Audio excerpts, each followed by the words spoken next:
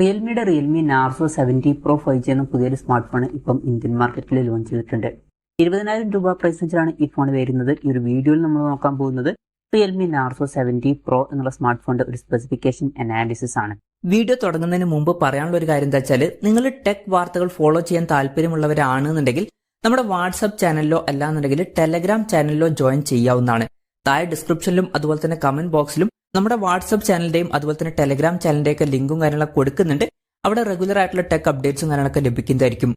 നമ്മൾ ആദ്യം ക്യാമറയുടെ കാര്യം നോക്കുകയാണെന്നുണ്ടെങ്കിൽ ഫോണിന്റെ പിന്നിൽ ട്രിപ്പിൾ ക്യാമറ സെറ്റ് കൊടുത്തിട്ടുണ്ട്. 50 മെഗാ പിക്സലിന്റെ 1.88 എപ്പേഴ്സിൽ വരുന്ന മെയിൻ ക്യാമറ സെൻസറാണ് ഈ ഫോണിൽ വരുന്നത്.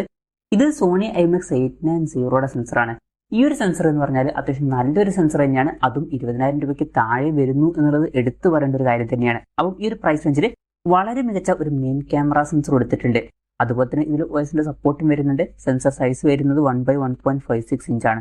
പിന്നെ 8 മെഗാ പിക്സലിന്റെ f2.2 എപ്പേഴ്സിൽ വരുന്ന അൾട്രാ വൈഡ് ആംഗിൾ ലെൻസ് കൊടുത്തിട്ടുണ്ട്. 2 മെഗാ പിക്സലിന്റെ മാക്രോ ലെൻസും വരുന്നുണ്ട്. പിന്നെ 16 മെഗാ പിക്സലിന്റെ f2.4 എപ്പേഴ്സിൽ വരുന്ന സെൽഫി ക്യാമറയാണ് ഈ ഫോണിൽ കൊടുത്തിരിക്കുന്നത്. അപ്പം ഓൺ പേപ്പർ ക്യാമറ സ്പെസിഫിക്കേഷൻ നോക്കുകയാണെന്നുണ്ടെങ്കിൽ നല്ലൊരു ഓൺ പേപ്പർ ക്യാമറ സ്പെസിഫിക്കേഷൻ ഇതിൽ വരുന്നുണ്ട്. പിന്നെ ഇത് പറയുമ്പോഴും പ്രത്യേകം ശ്രദ്ധിക്കേണ്ട ഒരു കാര്യം എന്താ വെച്ചാൽ, നമ്മൾ ക്യാമറ ടെസ്റ്റിംഗ് ഒന്നും നടത്തിയിട്ടില്ല. Just on paper camera specification മാത്രമാണ് പറയുന്നത്. എന്തായാലും നല്ലൊരു മെയിൻ ക്യാമറ സെൻസറാണ് ഈ ഫോണിൽ കൊടുത്തിരിക്കുന്നത്. പിന്നെ ബാറ്ററിയുടെ കാര്യത്തിൽ 5000 mAh ബാറ്ററി കൊടുത്തിട്ടുണ്ട്. 67 വാട്ടിന്റെ ഫാസ്റ്റ് ചാർജ് സപ്പോർട്ട് ചെയ്യുന്നുണ്ട്. 20,000 രൂപയ്ക്ക് താഴെ ഇത് നല്ലൊരു ചാർജിങ് സ്പീഡ് തന്നെയാണ്. Type-C ചാർജിംഗ് പോർട്ടും കൊടുത്തിട്ടുണ്ട്. അപ്പം അത്യാവശ്യം നല്ലൊരു ബാറ്ററി സെറ്റപ്പും ഈ ഫോണിൽ വരുന്നുണ്ട് എന്ന് പറയാവുന്നതാണ്. ഡിസ്പ്ലേയുടെ കാര്യത്തിൽ 6.6 ഇഞ്ചിന്റെ ഫുൾ HD+ ഡിസ്പ്ലേ ഇതിൽ കൊടുത്തിട്ടുണ്ട്. OLED പാനലാണ് ഇതിൽ ഉപയോഗിച്ചിരിക്കുന്നത്. പഞ്ചോൾ ഡിസൈനും കാര്യങ്ങൾ കൊടുത്തിട്ടുണ്ട്. പഞ്ചോൾ വരുന്ന ടോപ്പ് സെന്റർ ഭാഗത്തായിട്ടാണ്. കേർഡ് ഡിസ്പ്ലേയും കാര്യങ്ങളൊന്നും വരുന്നില്ല. ഫ്ലാറ്റ് ആയിട്ടുള്ള ഡിസ്പ്ലേ ആണ് ഇതിൽ വരുന്നത്. 120 ഹെർട്സിന്റെ റിഫ്രഷ് റേറ്റും കാര്യങ്ങളൊക്കെ സപ്പോർട്ട് ചെയ്യുന്നുണ്ട്. അതുപോലെ തന്നെ 2200 ഹെർട്സിന്റെ ഇൻസ്റ്റന്റ് ടച്ച് സാമ്പിളിംഗ് റേറ്റ് എന്നുള്ള ഫീച്ചറും വരുന്നുണ്ട്. ഏകദേശം 92.65% സ്ക്രീൻ ടു ബോഡി റേഷ്യോ ഇതിൽ കൊടുത്തിട്ടുണ്ട്. പീക്ക് ബ്രൈറ്റ്നസ് 2000 നിറ്റ്സ് വരെ വരുന്നുണ്ട്. ഈ ഒരു പ്രൈസ് റേഞ്ചിൽ ഇത് അത്യാവശ്യം കൂടിയൊരു പീക്ക് ബ്രൈറ്റ്നസും കാര്യങ്ങളൊക്കെ തന്നെയാണ്. അപ്പോൾ ഡിസ്പ്ലേ ഫീച്ചേഴ്സ് മൊത്തത്തിൽ നോക്കുമ്പോൾ അത്യാവശ്യം നല്ല ഡിസ്പ്ലേ ഫീച്ചേഴ്സും ഇതിൽ വരുന്നുണ്ട് എന്ന് തന്നെ പറയാവുന്നതാണ്. In display fingerprint sensor കൊടുത്തിട്ടുണ്ട്. Side mounted fingerprint sensor അല്ല, അതും നല്ലൊരു കാര്യം തന്നെയാണ്. ഫോണിന്റെ വെയിറ്റ് വരുന്നത് 195 ഗ്രാമാണ്. തിക്നെസ് വരുന്നത് 7.97 mm ആണ്. പിന്നെ ഗ്ലാസ് ബാക്ക് ബോർഡിങ് കാര്യങ്ങൾ കൊടുത്തിട്ടുണ്ട്. അതും നല്ലൊരു കാര്യം തന്നെയാണ്. പ്ലാസ്റ്റിക് ഫ്രെയിമാണ് വരുന്നത്. IP54 റേറ്റിംഗ് ഇതിൽ സപ്പോർട്ട് ചെയ്യുന്നുണ്ട്. ഈ ഒരു ഫോണിന്റെ ഗ്ലാസ് ഗ്രീൻ അതുപോലെ തന്നെ ഗ്ലാസ് ഗോൾഡ് എന്നീ കളർ വേരിയൻസ് ആണ് ഇപ്പോൾ ലോഞ്ച് ചെയ്തിരിക്കുന്നത്.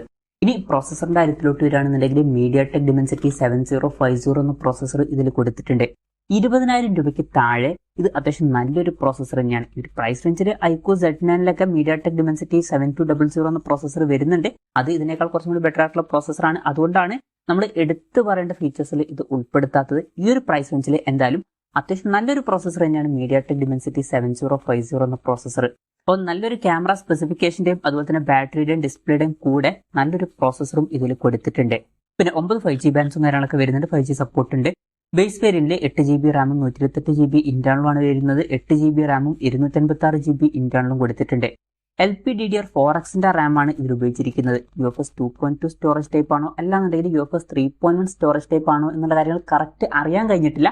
അപ്പം പല യൂട്യൂബ് വീഡിയോസിലും UFS 3.1 സ്റ്റോറേജ് ടൈപ്പ് എന്നാണ് പറയുന്നത്. പക്ഷേ പൊതുവേ ഈ ഒരു പ്രൈസ് റേഞ്ചിലൊക്കെ UFS 3.1 സ്റ്റോറേജ് ടൈപ്പ് ഉണ്ടായിരുന്നെങ്കിൽ അവർ അത് ടീസ് ചെയ്തേനെ. പക്ഷെ അവരുടെ വെബ്സൈറ്റിൽ ആ ഡീറ്റെയിൽസ് കാണുന്നില്ല. എന്തായാലും പല യൂട്യൂബ് വീഡിയോസിലും UFS 3.1 സ്റ്റോറേജ് ടൈപ്പ് എന്നാണ് പറയുന്നത്. അതുണ്ടെങ്കിൽ ഈ ഒരു പ്രൈസ് റേഞ്ചിൽ നല്ലൊരു കാര്യം തന്നെയാണ്. പിന്നെ മെമ്മറി എക്സ്പാൻഡ് ചെയ്യണമെന്നുണ്ടെങ്കിൽ ഹൈബ്രിഡ് സിം സ്ലോട്ടും കാര്യങ്ങളും കൊടുത്തിട്ടുണ്ട്. അതായത് മെമ്മറി കാർഡ് യൂസ് ചെയ്യണമെന്നുണ്ടെങ്കിൽ യൂസ് ചെയ്യാം. പക്ഷെ മെമ്മറി കാർഡ് യൂസ് ചെയ്യണമെന്നുണ്ടെങ്കിൽ ഒരു സിം മാത്രമേ യൂസ് ചെയ്യാൻ പറ്റുള്ളൂ. വെർച്വൽ റാം എന്നുള്ള ഫീച്ചർ ഇതിൽ വരുന്നുണ്ട്. അതായത് എക്സ്ട്രാ റാം വേണ്ട സമയത്ത് ഇന്റേണൽ മെമ്മറിയിൽ നിന്ന് കുറച്ച് മെമ്മറി എടുത്തിട്ട് അത് റാം ആയിട്ട് യൂസ് ചെയ്യുന്നതായിരിക്കും. അങ്ങനെ 8GB റാം വരെ എക്സ്ട്രാ നമുക്ക് ലഭിക്കുന്നതായിരിക്കും. പിന്നെ ഇൻട്രസ്റ്റിംഗ് ആയിട്ടുള്ള ചില ഫീച്ചേഴ്സ് ഇതിൽ വരുന്നുണ്ട്. എയർ ജസ്റ്റേഴ്സ് കൊടുത്തിട്ടുണ്ട്. അതായത് നമ്മൾ ഫോണിൽ ടച്ച് ചെയ്യാതെ പല കാര്യങ്ങളും നമുക്ക് ചെയ്തെടുക്കാൻ കഴിയുന്നതായിരിക്കും. ഇപ്പോൾ സ്ക്രോളൊക്കെ ചെയ്യാൻ ഫോണിൽ ടച്ച് ചെയ്യേണ്ട, ജസ്റ്റ് നമ്മൾ കൈ കൊണ്ട് ചില ആക്ഷൻസ് കാണിച്ചാൽ മതി, അത് ഫോണിൽ വർക്ക് ആവുന്നതായിരിക്കും. അപ്പം ഇൻട്രസ്റ്റിംഗ് ആയിട്ടുള്ള ഫീച്ചേഴ്സ് ആണ്. അതുപോലെ തന്നെ റെയിൻ വാട്ടർ സ്മാർട്ട് ടച്ച് എന്നുള്ള ഒരു ഫീച്ചർ വരുന്നുണ്ട്. ഇപ്പം ഫോണിൽ വെള്ളമായാലും നമുക്ക് അത്യാവശ്യം നല്ല രീതിയിൽ ടച്ച് ചെയ്യാൻ പറ്റുന്ന ഒരു ഫീച്ചറാണിത്. ഫോൺ വെട്ട നീറ്റായിരിക്കാൻ വേണ്ടിയിട്ട് വേപ്പർ ചേമ്പർ കൂളിംഗ് പോലുള്ള ഫീച്ചേഴ്സും കാര്യങ്ങളൊക്കെ വരുന്നുണ്ട്. സ്റ്റീരിയോ സ്പീക്കേഴ്സ് കൊടുത്തിട്ടുണ്ട്. ഹൈറസ് ഓഡിയോ സപ്പോർട്ട് ചെയ്യുന്നുണ്ട്. 3.5 mm ഓഡിയോ ജാക്ക് ഇതിൽ കൊടുത്തിട്ടുണ്ട്. പിന്നെ Android 14 ബേസ് ആയിട്ടുള്ള റിയൽമി സോഫ്റ്റ്വെയർ ആണ് ഈ ഫോണിൽ വരുന്നത്. 2 കൊല്ലത്തെ OS അപ്ഡേറ്റും 3 കൊല്ലത്തെ സെക്യൂരിറ്റി അപ്ഡേറ്റ്സും കാര്യങ്ങളൊക്കെ ലഭിക്കുന്നതായിരിക്കും. പിന്നെ ഇൻട്രസ്റ്റിംഗ് ആയിട്ടുള്ള ഒരു കാര്യം എന്താ വെച്ചാൽ പൊതുവേ റിയൽമിയുടെ ഫോണുകളിൽ കാണുന്ന അത്ര ബ്ലോട്ട്വെയർസ് ഇതിൽ വരുന്നില്ല. അപ്പം അത് നല്ലൊരു കാര്യം തന്നെയാണ്. അപ്പം ഇതൊക്കെയാണ് മൊത്തത്തിൽ ഫീച്ചേഴ്സിനെ പറ്റി പറയാനുള്ള കാര്യങ്ങൾ. ഇനി വിലയുടെ കാര്യത്തിലോട്ട് വരികയാണെന്നുണ്ടെങ്കിൽ 8GB RAM 128GB ഇന്റേണൽ വെർഷന്റെ വില വരുന്നത് 19,999 രൂപയാണ്. 8GB RAM 256GB ഇന്റേണൽ വെർഷന്റെ വില വരുന്നത് 21,999 രൂപയാണ്. മാർച്ച് 22 മുതലാണ് ഫോണിന്റെ സെയിലും കാര്യങ്ങളൊക്കെ സ്റ്റാർട്ട് ചെയ്യുന്നത്. ആമസോൺ വഴിയും അതുപോലെ തന്നെ realme.com വഴിയുമാണ് ഫോണിന്റെ സെയിലും കാര്യങ്ങളൊക്കെ നടക്കുന്നത്. പിന്നെ 8GB RAM 128GB ഇന്റേണൽ വെർഷന് 1000 രൂപയുടെ ഓഫും അതുപോലെ തന്നെ 8GB RAM 256GB ഇന്റേണൽ വെർഷന് 2000 രൂപയുടെ ഓഫുണ്ട്. ചില ബാങ്ക് ഓഫേഴ്സും കാര്യങ്ങളൊക്കെയാണ്. വേണമെന്നുണ്ടെങ്കിൽ അതും യൂസ് ചെയ്യാവുന്നതാണ്. എന്തായാലും ഓവറോൾ നോക്കുകയാണെന്നുണ്ടെങ്കിൽ 20,000 രൂപ പ്രൈസ് റേഞ്ചിൽ ഈ ഫോണിൽ അത്യാവശ്യം നല്ല ഫീച്ചേഴ്സ് തന്നെ വരുന്നുണ്ട് എന്ന് പറയാവുന്നതാണ്. നല്ല ഡിസ്പ്ലേ ഫീച്ചേഴ്സ് കൊടുത്തിട്ടുണ്ട്, നല്ല പ്രൊസസ്സർ വരുന്നുണ്ട്, നല്ലൊരു മെയിൻ ക്യാമറ സെൻസർ കൊടുത്തിട്ടുണ്ട്, നല്ല ബാറ്ററി സെറ്റപ്പും വരുന്നുണ്ട്, പിന്നെ ഡ്യുവൽ സ്റ്റീരിയോ സ്പീക്കേഴ്സും കാര്യങ്ങളൊക്കെ വരുന്നുണ്ട്. അപ്പം മൊത്തത്തിൽ ഒരു ബാലൻസ്ഡ് ആയിട്ടുള്ള ഫോണാണ് ഇത് എന്നൊക്കെ പറയാവുന്നതാണ്. വലിയൊരു കോംപ്രമൈസുകളും കാര്യങ്ങളൊന്നും വരാത്തൊരു ഫോണാണ്.